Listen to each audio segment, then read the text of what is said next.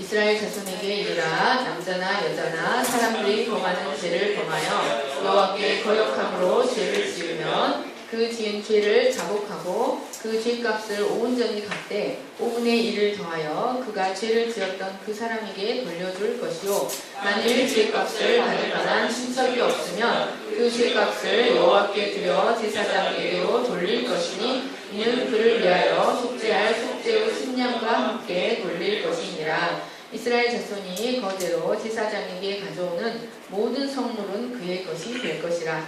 각 사람이 구별한 물건은 그의 것이 되나니 누구든지 제사장에게 주는 것은 그의 것이 되느니라. 아멘. 시간을 위하여 오신 여러분을 진심으로 환영하고 축복합니다. 아멘.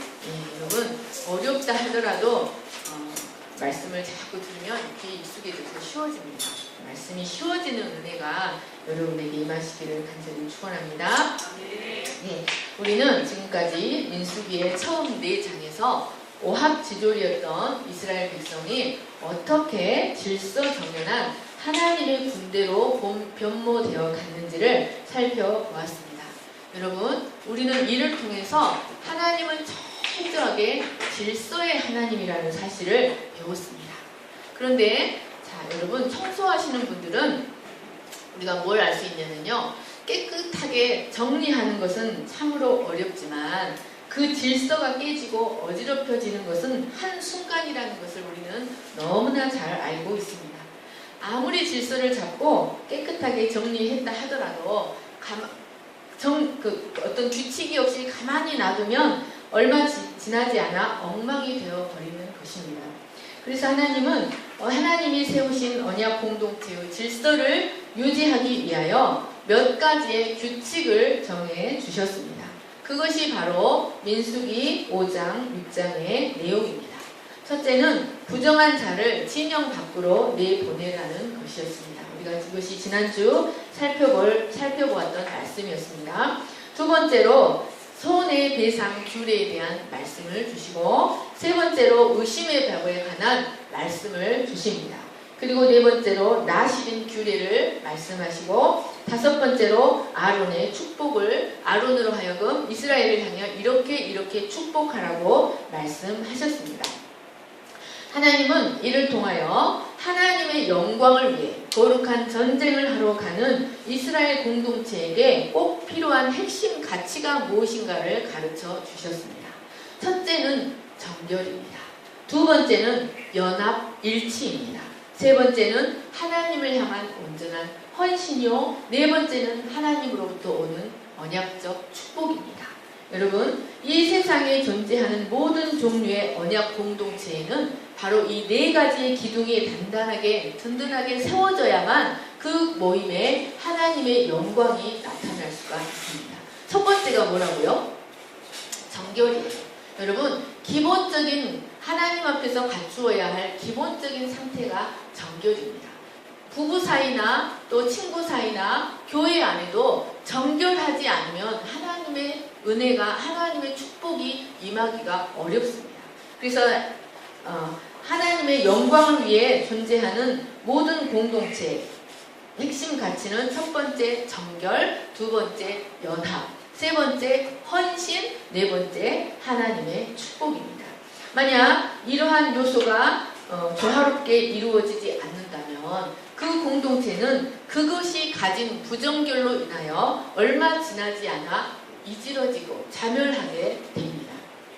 오늘은 이 두 번째 핵심 가치인 연합을 위한 손해배상 규례에 대해서 살펴보겠습니다. 자, 5절 6절 말씀을 보십시오. 여호와께서 모세에게 말씀하여 이르시되 이스라엘 자손에게 이르라. 남자나 여자나 사람들이 범하는 죄를 범하여 여호와께 거역함으로 죄를 지으면, 여러분 1절에서 4절은 공동체 안에서 발생하는 개개인의 부정을 다루었습니다. 그리고 5절에서 10절 말씀은 공동체 구성원 상호 간에 발생할 수 있는 개인의 부정이 아니라 서로 간에 상호 간에 발생할 수 있는 삶에서의, 사회적 삶에서의 부정을 다루고 있습니다.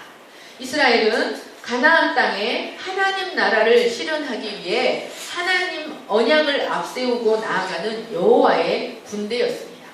여러분, 이런 여호와의 군대에게 가장 필요한 것은 바로 단결이었습니다. 그런데 이런 단결이 이루어지기 위해서 반드시 필요한 것이 있었습니다. 그것은 바로 언약 공동체의 구성원 간에 서로의 영역에 대한 철저한 존중의 자세입니다. 단결이 이루어지기 위해서는 서로의 영역을 철저하게 존중해 주어야 합니다. 서로의 재산, 서로의 권리, 서로의 명예 등등 서로의 영역에 대한 철저한 존중의 자세가 필요합니다. 그런데 이런 존중이 이루어지지 않고 이웃의 영역에 무단으로 침투하여 이웃의 재산이나 소유에 해를 가하게 되면 그 공동체의 결속과 신뢰는 급속하게 깨어져 버립니다. 그리고 그 공동체는 불신과 갈등이 가득 찬 사회가 되어 버립니다. 그로 인해 이스라엘은 가나안에 가보기도 전에 내부의 분열로 인해 자멸할 수밖에 없게 됩니다. 그래서 하나님은 언약 공동체 안에 혹시라도 이웃에게 해를 가하였을 경우에 어떻게 해야 하는지에 대한 손해배상 규례에 대해서 말씀하십니다. 여러분, 성경을 자세히 읽어보시면요, 하나님이 그 말씀을 자주 하신 것을 볼 수가 있어요. 그게 무슨 말씀이냐면요, 지게표를 옮기지 말라, 경계석을 옮기지 말라는 말씀을 자주 하셔요. 그리고 그것을 옮기는 자는 저주를 받는다는 말씀을 하셔요. 여러분, 별자리도요, 다 자기의 자리가 있는데 그 별자리가 자기의 자리에서 벗어나잖아요. 그럼 어떻게 될까요? 산화돼버려요. 없어져버려요. 여러분, 하나님은 영적이든 육적이든 모든 것에 자리를 정해주셨어요. 그리고 그 경계를 침범하지 못하게 하셨어요. 땅과 바다의 경계도 모래로 경계를 정하시고 모래 때문에 바다가 넘어오지 못해요. 이런 경계를 정하여 주셨습니다. 자, 6절 말씀을 다시 보십시오. 남자나 여자나 사람들이 범하는 죄를 범했다는 말씀은 5, 6절. 이것은 사람이 사람에게 범하는 죄를 말하고 있습니다. 그런데 특히 여기서 말하는 죄는 주로 이웃 간에 재산상의 피해를 주는 죄를 주로 말합니다. 자, 레위기 6장 2절이 그 주로 무슨 죄인가를 다루고 있습니다. 같이 읽겠습니다. 시작. 누구든지 여호와께 신실하지 못하여 범죄하되 곧 이웃이 맡긴 물건이나 전당부를 속이거나 도둑질하거나 착취하고도 사실을 부인하거나 남의 잃은 물건을 줍고도 사실을 부인하여 거짓 맹세하는 등 사람이 이 모든 일 중에 하나라도 행하여 범죄하면, 여러분, 옛날에는 은행이 없어서 멀리 여행을 갈 때 돈을 자기가 가지고 있는 귀중품을 맡기는데 누구에게 맡길까요? 가장 믿을 만한 사람에게 맡깁니다. 그리고 또 그런데 이제 이웃이 맡긴 물건을 속인다는 것은, 그런데 이제 그 이웃이 그 맡길 물건에 욕심이 생겨서 그것을 잃어버렸다고 거짓말을 하는 거예요. 그리고 또 돈이 급하게 필요하여 귀중품을 맡기고 돈을 빌려갔는데 그 전당물에 욕심이 생겨서 잃어버렸다고 거짓말을 하거나, 또 몰래, 여기서 도둑질은 몰래 이웃의 물건을 훔치는 것을 말합니다. 또 일을 시켜놓고 그에 대한 수당을 주지 않는 것 등을 말하고 있습니다. 이런 행위들은 대부분 이기심이나 탐심이나 시기심 같은 그 마음의 숨은 부정에서 이런 일들이 시작됩니다. 그런데 하나님은 이런 죄가 6절 말씀을 다시 보여주세요. 자, 6절 말씀을 보시면 바로 이런 죄가 바로 하나님을 거역하는 죄다. 사람이 사람에게 범하는 죄가 여호와를 배신하는 죄라고 말씀하고 계십니다. 여기서 거역이라는 단어 히브리어는 마알이에요. 마알은 배신하다, 반역하다, 신실하지 못하다, 신의를 지키지 않다, 이런 뜻입니다. 이런 마알이라는 단어는요, 주로 언약 관계에서 사용되는 단어예요. 그래서 언약 관계에서 마땅한 의무를 이행하지 않을 때 쓰이는 단어. 또 그리고 결혼 관계에서 상대방 배우자에게 신의를 지키지 않을 때 쓰이는 단어였습니다. 그러니까 여러분, 하나님은 사람이 사람에게 죄를 짓는 것이 곧 그와 언약을 맺은 여호와께 신의를 지키지 않고 배신하는 행위라고 말씀하고 계시는 것입니다. 여러분, 우리와 언약을 맺으신 하나님은 진실하시고 정직하시고 공의를 살아가시는 하나님이십니다. 그런데 그 하나님과 언약을 맺은 백성이 이웃에게 어떠한 형태로든 불의한 행동을 하는, 옳지 못한 행동을 하는 것은 바로 하나님 자신을 배신하는 행위가 되는 것이었습니다. 그래서 다윗도 밧세바를 범한 사건 후에 나단 선지자의 책망을 듣고 회개할 때 내가 죽게 범죄했다, 여호와 앞에 악을 행했다라고 고백하였습니다. 그러므로 여러분, 하나님과의 관계가 신실하지 못한 사람은 인간과의 관계에서도 신실하지 못하게 됩니다. 하나님은 자신과 언약을 맺은 제사장 백성 이스라엘 공동체가 하나님과의 언약에 기초하여 서로를 향한 신실함과 충성됨과 진실됨과 존중감을 가지고 살아가기를 원하셨습니다. 그러니까 여러분, 하나님 앞에 신실한 사람은요, 사람 앞에도 신실해요. 근데 사람 앞에 신실하지 못한 사람은 하나님 앞에도 신실하지 못해요. 그래서 하나님 앞에 신실한 사람은 누구에게 소개를 시켜줘도 욕먹지가 않아요. 하나님 앞에 신실한 여러분 되시기를 간절히 축원합니다. 그런데 여러분, 6절 말씀을 원어적으로 살펴보시면 죄를 지으면이라는 말씀은 원어적으로 그 몸의 죄를 얻거든 이란 뜻이에요. 그런데 이 원어는 네펫이 아샴이라고 되어 있어요.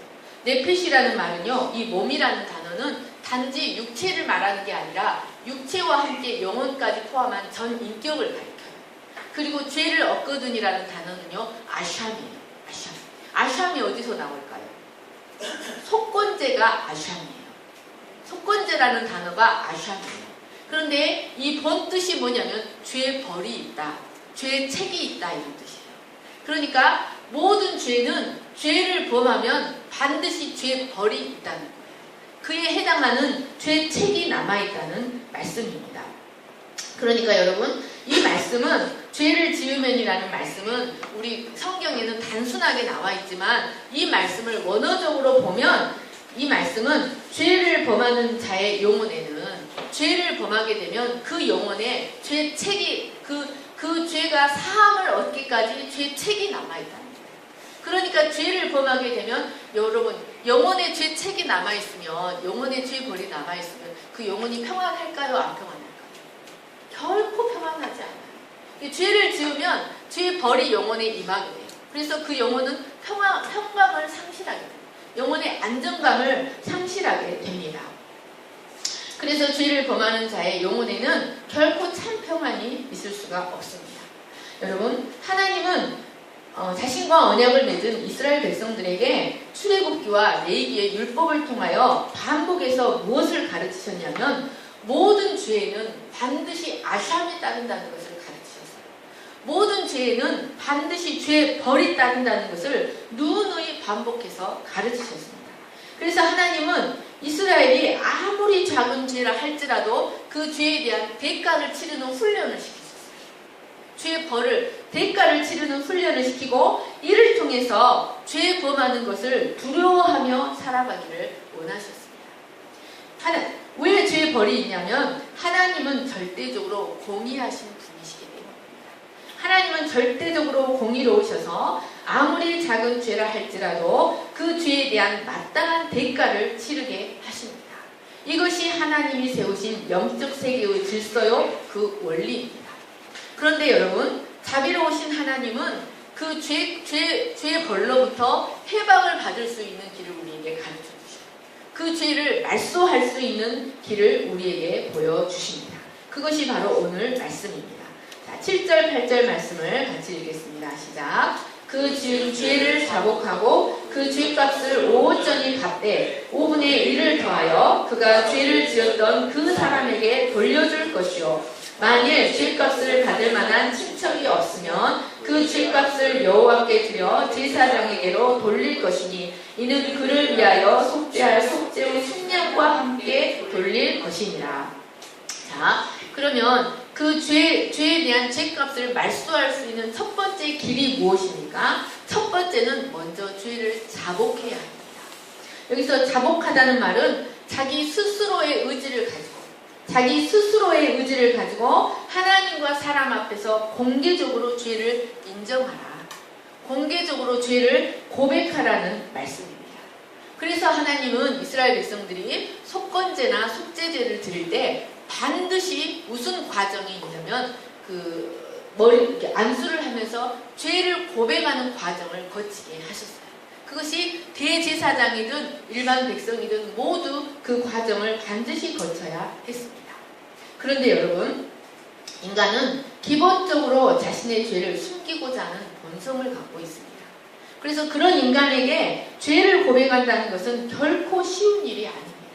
그래서 인간은요, 그 죄가 발각되더라도 그 죄를 감춥니다. 그 죄가 발각되더라도 대부분 기억이 나지 않는다고 하거나 그런 적이 없다고 발뺌을 합니다. 내가 이러이러한 죄를 지었노라고 인정하는 사람은 거의 없습니다. 그러나 죄에 대한 진실한 고백은 언약 공동체를 이루어가는 데 있어서 참으로 중요한 요소였습니다. 왜냐하면 우선 죄에 대한 진실된 고백은 자신의 죄에 대한 뼈아픈 인식이 있을 때 가능합니다. 자신의 죄에 대한 가슴 아픈 인식, 그리고 나를 하나님의 심판대 앞에 세워볼 때 그 고백이 가능합니다. 하나님 앞에, 하나님의 무섭고도 공의로운 심판대 앞에 자신을 겸허하게 세우고 자신의 죄에 대해 참으로 애통한 인식이 있을 때 고백이 가능하게 된다는 것입니다. 그리고 하나님이 고백을 하게 하신 이유가 있습니다. 진실된 고백이야말로 여러분, 하나님과 이웃과 나 자신과의 관계를 새롭게 설정하게 해줍니다. 그래서 진실된 고백은 하나님으로부터 완전한 용서를 이끌어냅니다. 그리고 이웃으로부터도 완전한 용서를 이끌어내고 완전한 관계의 회복이 일어나게 해줍니다. 자, 잠언 28장 13절 같이 읽겠습니다. 시작. 자기의 죄를 숨기는 자는 형통치 못하나 죄를 자복하고 버리는 자는 불쌍히 여김을 받으리라. 네. 그러니까 이 죄에 대한 진실된 고백은 자신의 죄에 대해서 가슴 아파할 때 할 수 있다는 말씀입니다. 뿐만 아니라 이 진실된 죄 고백은 가장 큰 유익은 자기 자신에게 임합니다. 자기 자신을 위해서라도 그 죄를 인정하고 고백함으로 드러내야 합니다. 그럴 때 여러분, 죄가 발각될 때 더 이상 죄를 드러내야만 그 죄를 반복하고자 하는 유혹을 이길 수가 있게 됩니다.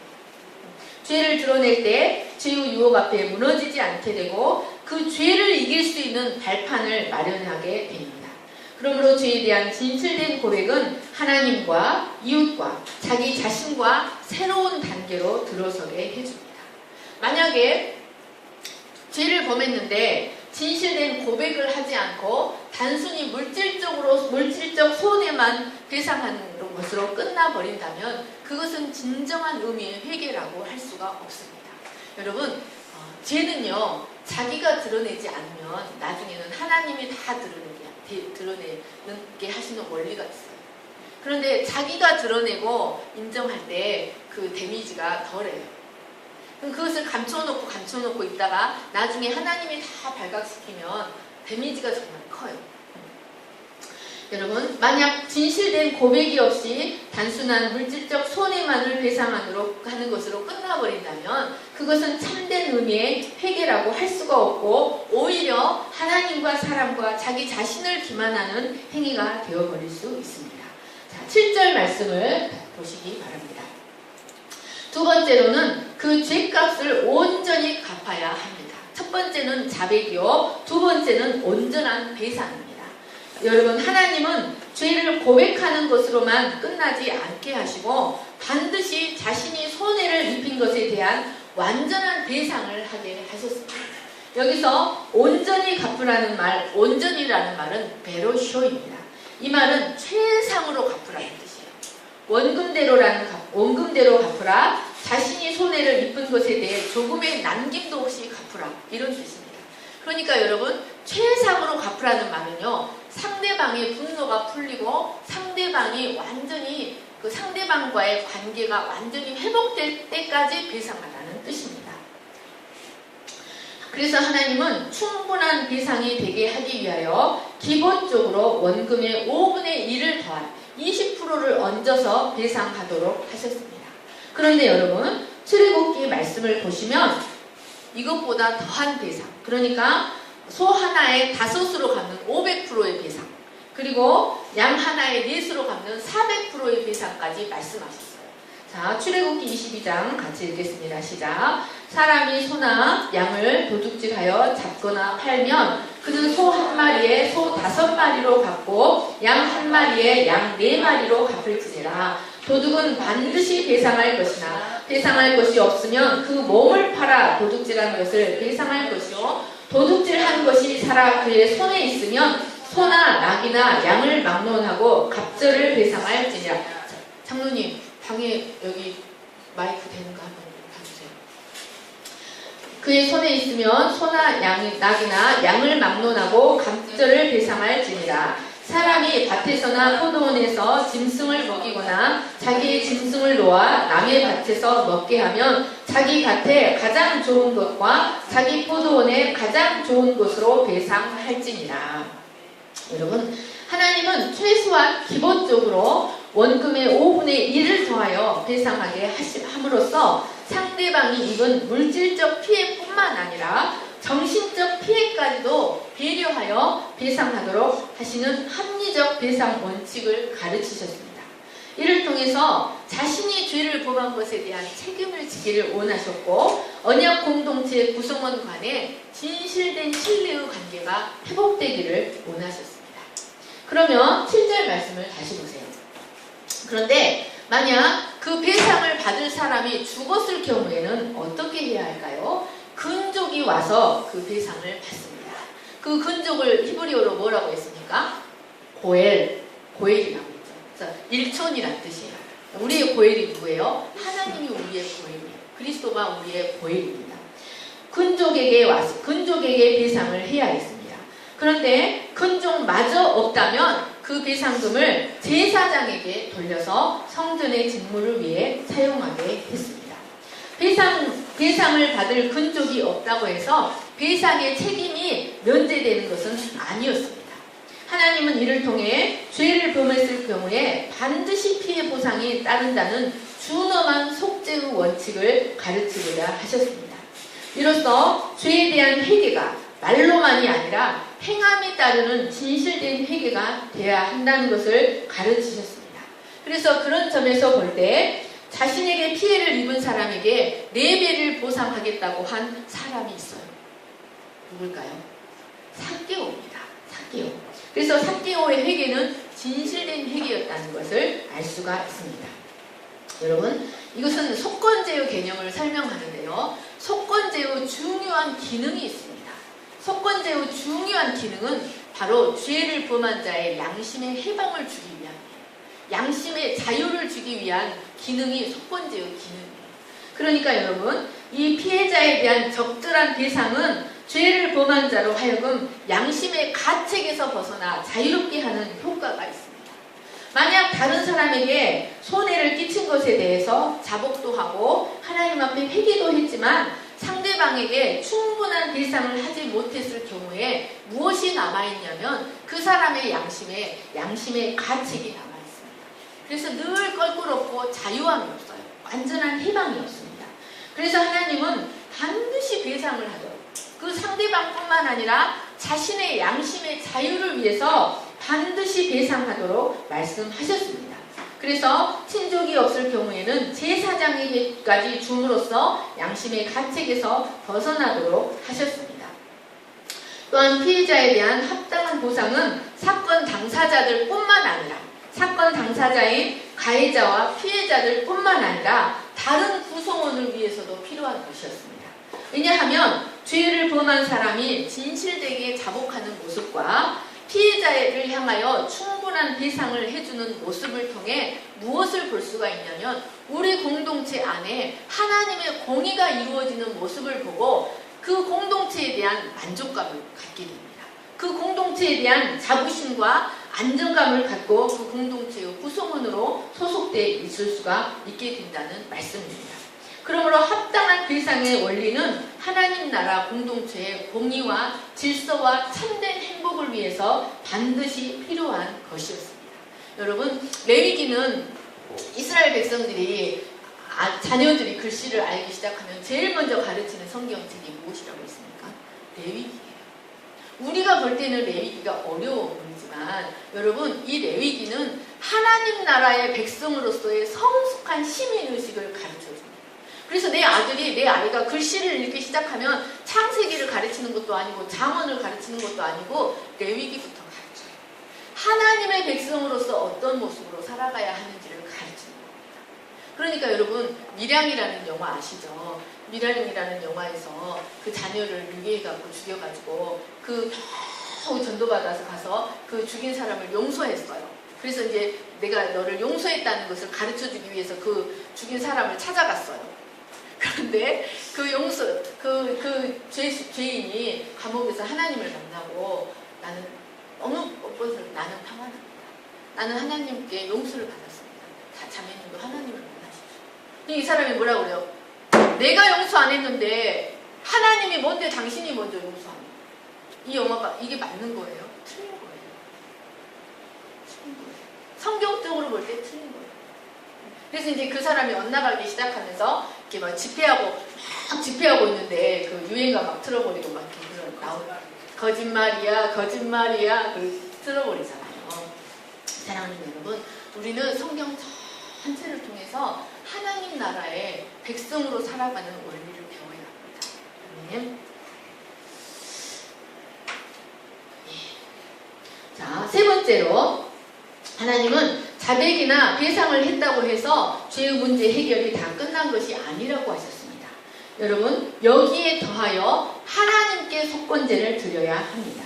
8절 말씀을 보시기 바랍니다. 이는 그를 위하여 속죄할 속죄의 순양과 함께 돌릴 것이니라. 여기에 속죄할 속죄의 순양이란 속건제 제물을 말씀하는 것입니다. 여러분, 자백하고 배상하고 세 번째로 속건제의 순양을 드려야 합니다. 그런데 여러분, 속건제는요, 다른 제물은 경제력에 따라 제물이 달라져요. 그러니까 부자는 더 큰 제물을 드리고 가난한 자는 작은 제물을 드릴 수 있어요. 그러나 속건제는 달라요. 속건제는 경제력과 상관이 없어요. 속건제는 내가 큰 죄를 지었으면 가난한 자라 할지라도 큰 제물을 드려요. 그리고 부자라 할지라도 작은 죄를 지었으면 작은 제물을 드려요. 다른 죄는 경제력에 따라 제물이 달라지지만 속건제는 죄의 정도에 따라 그 제물이 달라집니다. 그래서 그런데 여기서 속건제를 드리는 것은 왜 속건제를 드려야 하냐면 사람 앞에서도 배상해야 하지만 내가 죄를 지은 것이 하나님께 상처를 입히는 거예요. 하나님께 손해를 가하는 거예요. 그래서 사람에게 배상을 할 뿐만 아니라 하나님께 배상을 해야 합니다.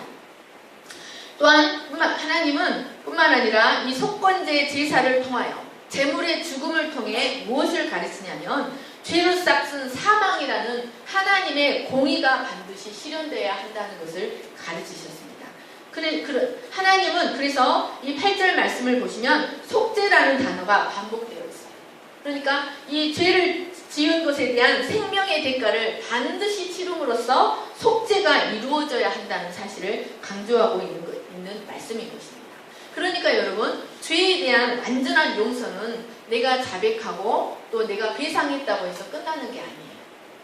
죄에 대한 완전한 용서는요, 그리스도의 십자가의 희생이 있어야만 내 죄가 완전히 말소가 됩니다.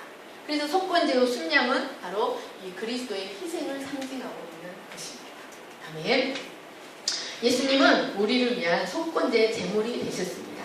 이스라엘 공동체가 하나님 나라의 공동체로 온전히 세워져 가기 위해서는 속건제의 개념이 참으로 필요한 것이었습니다.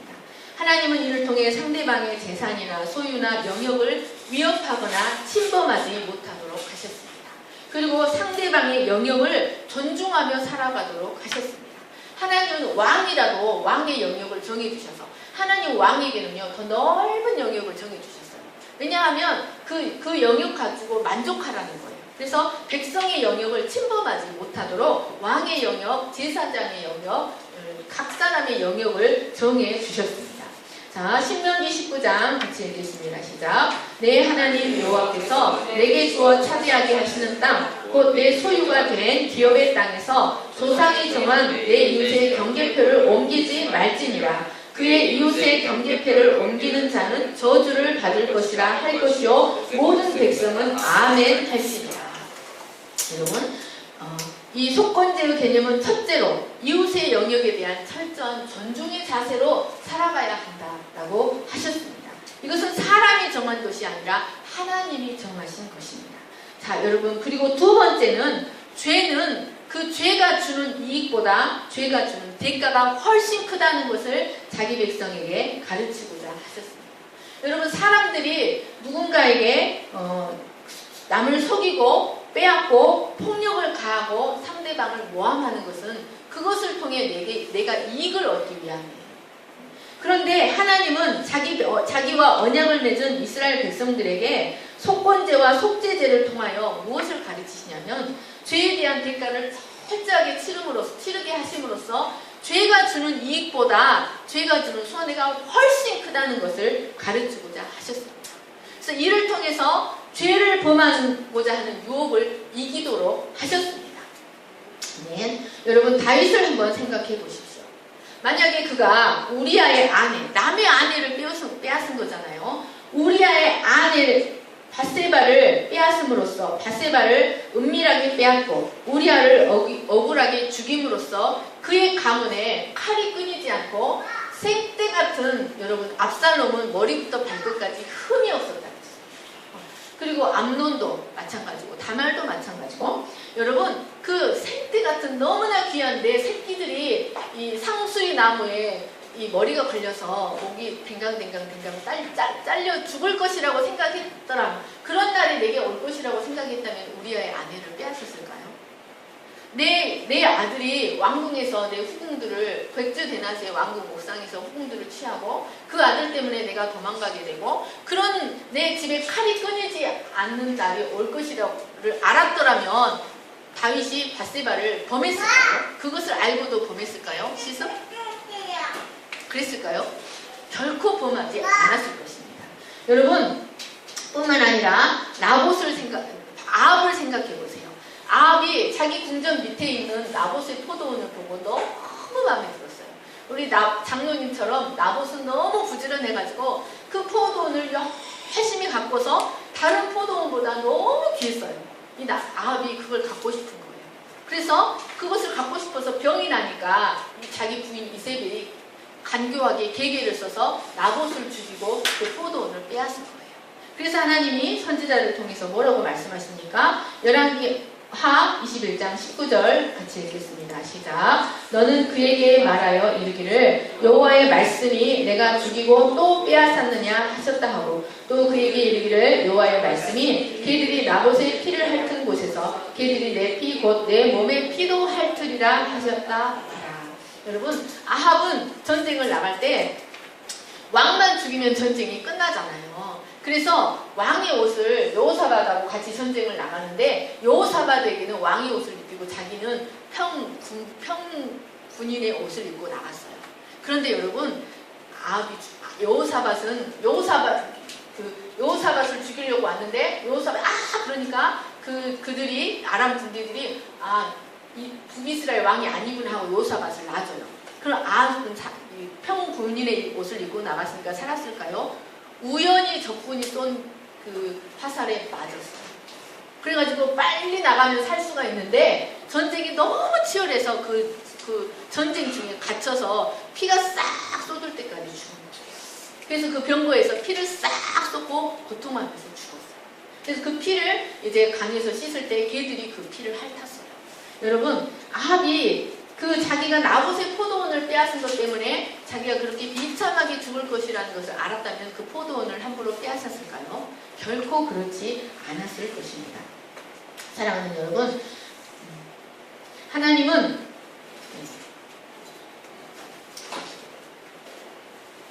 만약 사람들이 죄를 지을 때 자신이 지은 죄의 대가를 결코 피하지 못하고 모두 받을 것이라고 생각한다면 그 누구도 감히 쉽게 죄를 짓지 못할 것입니다.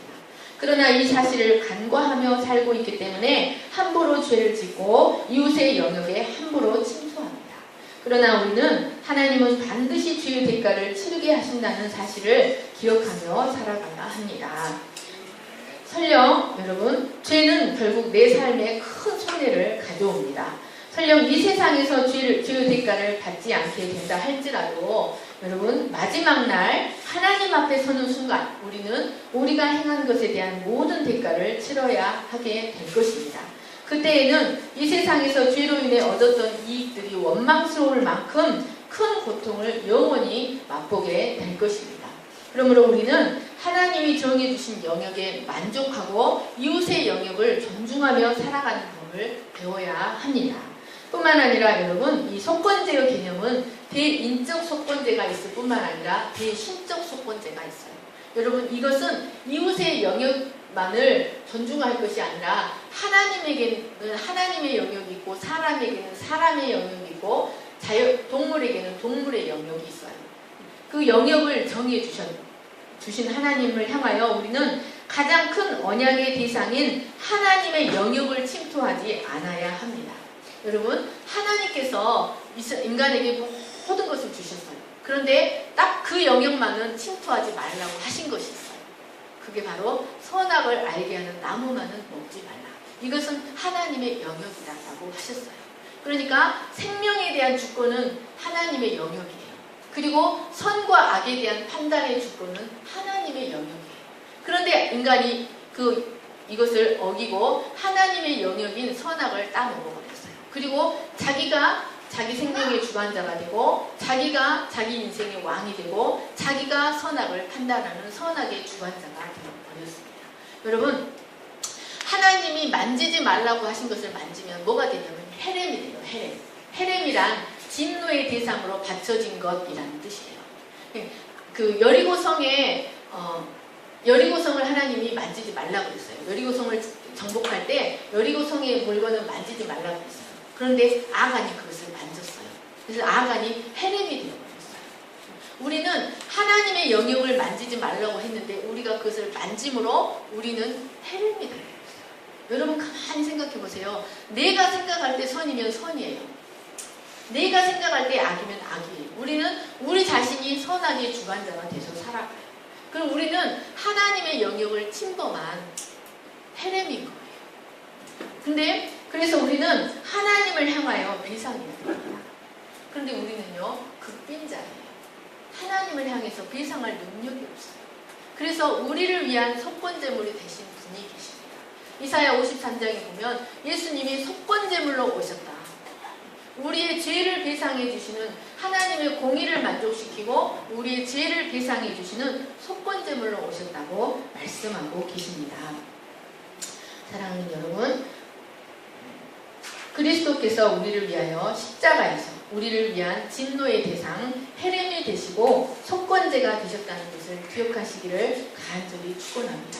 여러분, 우리가 믿음으로 이 그리스도와 화합할 때 우리의 모든 죄가 도말해지고 말소될 수 있다는 것을 기억하시기를 축원합니다.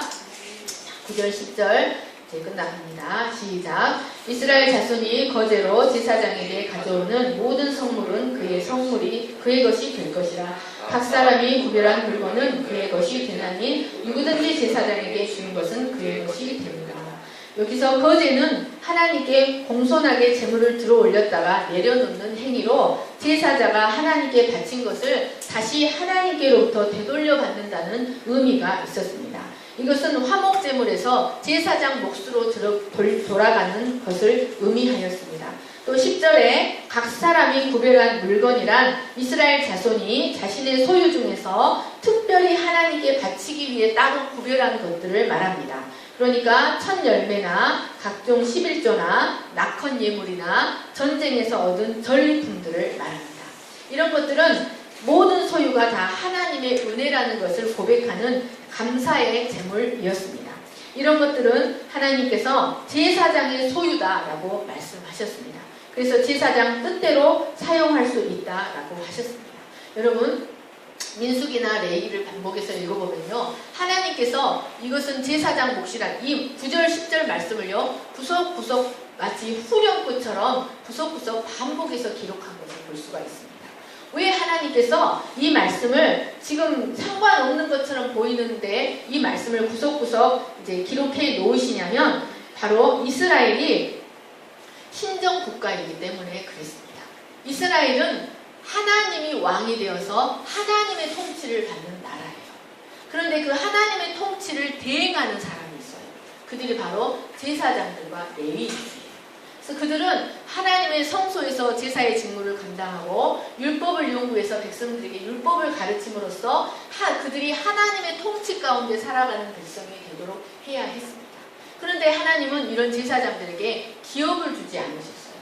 그리고 이스라엘 전역에 흩어져서 공무원처럼 하나님 나라의 공무원처럼 살게 하시고 기업을 주지 않으셨어요.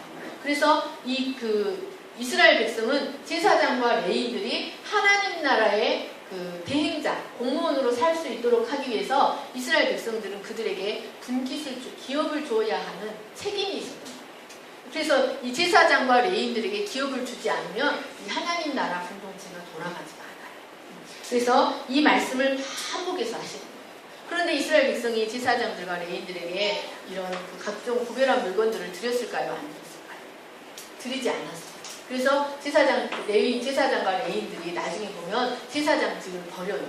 레위인직을 버리고 이제 이렇게 돌아다니면서 먹고 살기 위해서 돌아다니는 것을 볼 수가 있습니다. 그러니까 이스라엘 백성에게는 백성의 책임이 있고 제사장과 레위인들에게는 그들의 책임이 있었던 것입니다. 제사장과 레위인들은 이스라엘에서 기업을 얻지 못하고 오직 여호와만을 기업으로 삼고 살아가도록 하셨습니다. 그리고 이스라엘 전역에 흩어져 살며 이스라엘의 거룩을 책임지도록 하셨습니다. 그러므로 이들의 생활이 보장되어야만 성소의 사역과 율법을 연구하고 가르치는 일에 헌신할 수 있고 그래야만 이스라엘 가운데 하나님의 나라가 구현될 수 있었습니다. 그래서 이스라엘 백성들은 제사장에게 주라고 정해 놓으신 것은 반드시 제사장에게 주어야 했습니다. 자, 말씀을 정리하겠습니다. 하나님은 이스라엘이 개인적으로 뿐만 아니라 사회적으로도 거룩하기를 원하셨습니다. 레위기 11장 같이 읽겠습니다. 시작. 나는 너희의 하나님이 되려고 너희를 애굽 땅에서 인도하여 낸 여호와라. 내가 거룩하니 너희도 거룩할지어다. 하나님의 뜻은 이것이니 너희의 거룩함이니라. 오직 너희를 부르신 거룩한 이처럼 너희도 모든 행실에 거룩한 자가 되라. 기록되었을 때 내가 거룩하니 너희도 거룩할지어다 하셨느니라. 여러분, 하나님의 속성에는 어떤 것들이 있습니까? 여러분이 생각하는 하나님의 속성들을 한번 이야기해 보시기 바랍니다. 이슬 집사님, 거룩, 윤정 집사님, 선하심, 시스빈 집사님.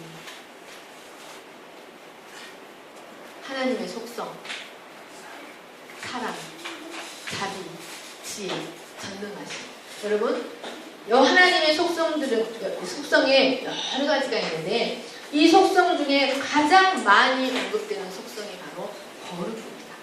그리고 여러분, 이 속성들 중에 하나님은 사랑이시라. 하나님은 지혜이시라. 하나님은 전능이시라라고 3번 반복해서 3번 거듭 반복되는 속성은 없어요. 오직 거룩만이 거룩하다. 이 거룩만이 3번 반복해서 언급되고 있다는 것을 기억하시기를 간절히 축원합니다. 우리는 이웃의 영역을 침범하지 않고 존중해 줌으로써 하나님 앞에 거룩한 백성으로 세워져 가야 한다는 사실을 기억하시기를 간절히 축원합니다. 네, 제가 기도하겠습니다. 나는 너희의 하나님이 되려고 너희를 애굽 땅에서 인도하여 낸 여호와라. 내가 거룩하니 너희도 거룩할지어다. 하나님의 뜻은 이것이니 너희의 거룩함이니라. 오직 너희를 부르신 거룩한 이처럼 너희도 모든 행실에 거룩한 자가 되라. 기록되었을 때 내가 거룩하니 너희도 거룩할지어다 하셨느니라. 사랑과 은혜가 풍성하신 하나님 아버지, 우리는 하나님 나라의 법을 알지 못하고 내 생각과 내 감정이 법인 삶을 살아왔습니다. 그래서 우리는 하나님이 보시기에 철저하게 부정한 자들이었습니다. 애굽에서 바로의 압제 아래 살던 무지하던 이스라엘 백성들처럼 사탄의 압제 아래서 죄와 본성대로 우리의 감정대로 행하는 그런 이스라엘 백성과 같은 자들이었습니다. 이런 이스라엘을 광야로 이끌어내셔서 시내산에서 언약을 맺으시고 그들에게 율법을 주시고 규모 있는 하나님의 백성, 거룩한 백성이 되기를 원하셨던 것처럼 오늘날 우리에게 새 계명, 사랑의 법을 주심으로 하나님의 거룩한 백성이 되기를 원하시는 하나님의 고귀한 뜻을 저희가 영접합니다. 우리가 하나님 나라의 고귀한 시민의식을 가지고 하나님 나라의 거룩한 시민으로 살아가는 저희들이 되게 해주시기를 간절히 기도합니다. 하나님, 우리가 하나님의 영역을 침투하여 하나님의 진노를 당할 수밖에 없는 헤렘이었지만 예수 그리스도께서 우리를 위하여 헤렘이 되심으로 우리의 죄를 말소시켜 주시고 우리에게 참된 자유를 주시고 하나님 앞에 참된 자유민으로 살아갈 수 있게 하신 하나님의 은혜를 감사하며 우리를 통하여 세상에 하나님의 거룩을 나타내게 하시고 하나님의 통치가 이 땅에 임하게 하시기를 간절히 기도합니다. 감사하며 거룩하신 예수님의 이름으로 기도하겠습니다. 아멘. 영광과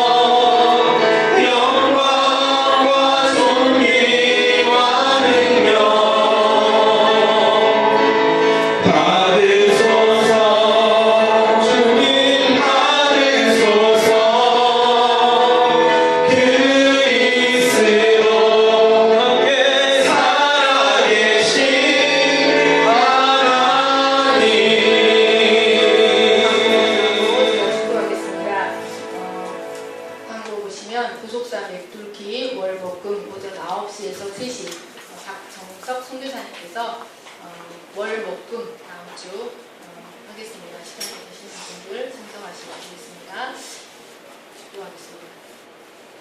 이제는 우리 주 예수 그리스도의 은혜와 하나님 아버지의 거룩하신 사랑과 성령의 감화와 감동과 교통하심이 하나님의 거룩한 하나님 나라의 시민으로서의 시민의식을 가지고 하나님의 영역은 하나님의 영역으로 존중하고 이웃의 영역은 이웃의 영역으로 존중하며 하나님 나라의 백성답게 살아갈